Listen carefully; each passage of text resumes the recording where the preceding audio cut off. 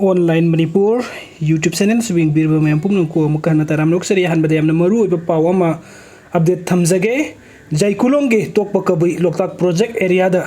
ZUF amasung NNSN IMG marakta akanba nongmai kapnari aduga hujujik asokapan gi paudi phangdri aduga mathangi update asna kangla paudu gi khotchege isagi ipuroi begi saru machet amata pina biu haiba tengthakol Lansu loikam naidana sathari kuki singna mamang sahi 2023 gi May 3 dagi kangaudana mitei miyam da landara kiba ki tujunglaba thodok adu dagi Manipuri mai hoduna saglak kiba adu thatra mathui fajilagle kuki amasung mitei ani gi marakta khutlai gi muknaba am conflict ki thodok asichin kuki narco terrorist singna mari chukhlak kibani haibasi malem gi miyam pumnok na khangnaraba wafamni thodok asigi matang da sin kuki zo terrorist singi mai kai dagi mitei singna makhoi gi mathakta landa duna hat patupa amadi yum mai thaduna makoibu otpi nei bire haiba aranba pau social media da sanduk mitei singbu lebak asidagi natana malem gi miyam da lanna lohhallam kiba adu hojikti asumba adu khanglak kiba dagi kuki sing khwai dagi machin thiba drug karbar amadi popi thaduna miyambu nisagi manai ohenna bali sangsina sathara kiba aranba thong sing adu khangba nong manung magi hengalakle kuki sing ase horokkom khangdaba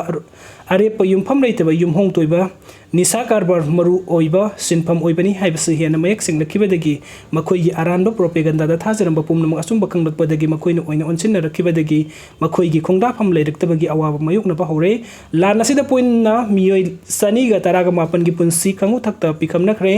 miyoi marfurom thiba khangdana mangkhre kuki singna fakraga tamthina hatok pi kibadagi masa thiba khangdana leiba victim family maitei singna laingak makoi gi mangkraba mapuroi masa masu singi saru maset amatu oiraba supina biu aikoi karimata pamjade yamna ware pangongna mahut chillaga poloi pamde haibagi tengtha kolum yam pumna muki thamoi ke helli laingak na hingchai tambalam hen to hen ba sing masa phanghandana manghan khraba miyoi singi langla langjin hojik phawba puthokpa ngamdaba asina maram oiraga langi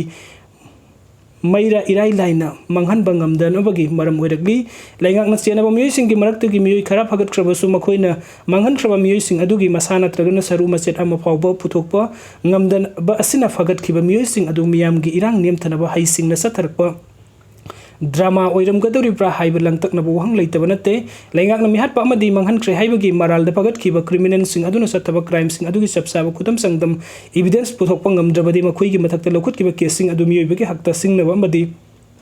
makhoi bi miyam da lan na buhan na bagi damakta laingak ki mathakta lugi oiba thabak lokhat lakloi heningai leite mapuroi ba macha madi loina binupi kaina kravasing gi tengtha kol hingsa ye tambagi machet puba lamhen tu hen ba chin ku ki terrorist sing na lamdam asida landarak li ba sikaram ba matam da oration purak kadori bage haiba wahanga loina na thiba khangdana leiri ba sing gi saru machet amata oriba su phanghalu ikoi karimata pamjade haibagi kholau sing asi laina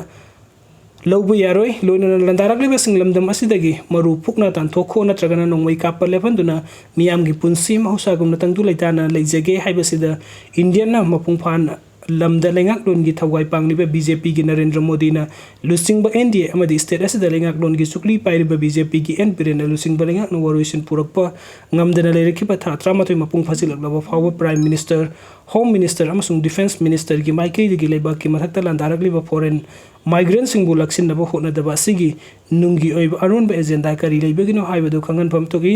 indian lengak na mari ba ki mathakta landarak ki ba sing matam sana laksin na ba hona ba gi mahut mitei sing pu yek na ba singi thangpham ohenna ba hotna riba asina maram oiraga Manipur bu atonbi gi macha gum natragan loina na oina ubada gira haiba langtak na bu hang direct liba asi afabu kudam natte malem da aron ba thabu kamata leite no ngona tragan no makhang lai miyam da maram cha ta natragan na tauge haina awaba piba tar badi poloida afaba phal phangloi video sing bibagi damak tamayam pumna pu amukah na thagachari ano update ki damak ta online Manipur YouTube channel na sabun sibidana subscribe to video thank you